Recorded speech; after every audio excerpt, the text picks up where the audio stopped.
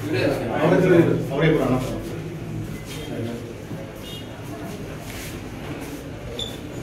ಕೊಂಡು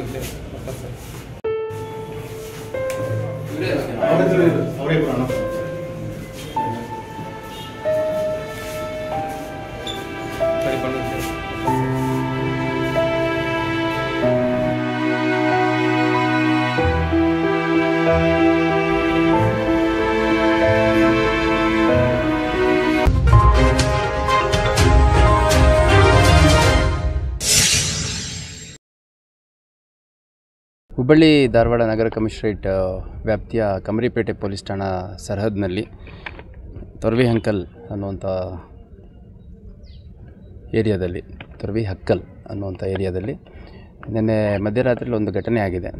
ಆ ಘಟನೆಯಲ್ಲಿ ಗಂಡ ಹೆಂಡತಿ ಮತ್ತು ಇಬ್ಬರು ಗಂಡು ಮಕ್ಕಳು ಇವರು ಜಗಳಾಡೋ ಒಂದು ಸಂದರ್ಭದಲ್ಲಿ ಆ ಲೇಡಿ ಯಾರಿದ್ದರು ಆ ಲೇಡಿಗೆ ಗ್ಲಾಸ್ನಿಂದ ಪೆಟ್ಟು ಬಿದ್ದು ಗಾಯ ಆಗಿದೆ ಅಂತಂದು ಹಾಸ್ಪಿಟ್ಲಿಗೆ ತೊಗೊಂಬಂದಿದ್ದಾರೆ.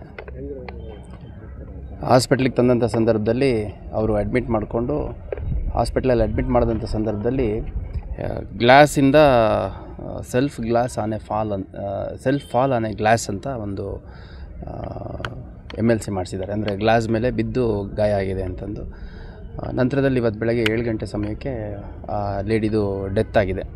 ನಂತರದಲ್ಲಿ ನಾವು ಪರಿಶೀಲನೆ ಮಾಡಿದಂಥ ಸಂದರ್ಭದಲ್ಲಿ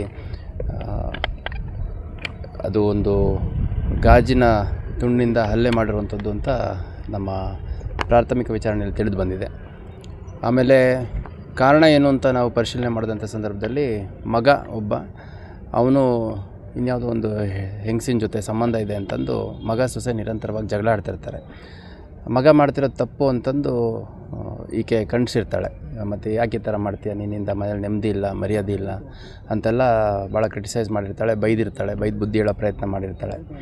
ಹಾಗಾಗಿ ಗಂಡ ಇಬ್ಬರು ಮಕ್ಕಳು ಅಂದರೆ 3 ಜನ ಸೇರಿಕೊಂಡು ಆ ಲೇಡಿ ಜೊತೆ ಗಲಾಟೆ ಮಾಡಿದ್ದಾರೆ. ಗಲಾಟೆ ಮಾಡಿದಂಥ ಸಂದರ್ಭದಲ್ಲಿ ಹಲ್ಲೆ ಆಗಿ ಆ ಹಲ್ಲೆಯಿಂದ ಸಾವುಂಟಾಗಿದೆ ಅಂತ ಹೇಳಿಬಿಟ್ಟು ಸೊಸೆ ಏನಿದ್ದಾಳೆ ಆಕೆ 3 ಜನರ ಮೇಲೆ ಕಂಪ್ಲೇಂಟನ್ನು ಕೊಟ್ಟಿದ್ದಾಳೆ. ಮತ್ತು ನಿನ್ನೆ ರಾತ್ರಿ ಸುಮಾರು ಒಂದು 11:30 ಸಮಯದಲ್ಲಿ ಸ್ಟೇಷನ್ಗೆ ಕೂಡ ಈ ಒಂದು ಗಲಾಟೆ ಬಗ್ಗೆ ಮಾಹಿತಿ ಹೋಗಿದೆ. ಆ ಸಂದರ್ಭದಲ್ಲಿ ಆತ ಯಾರಿದ್ದಾನೆ ಮೃತಳ ಗಂಡನೇ ಇಲ್ಲ ಮಕ್ಕಳು ಕುಡಿದಿದ್ದಾರೆ,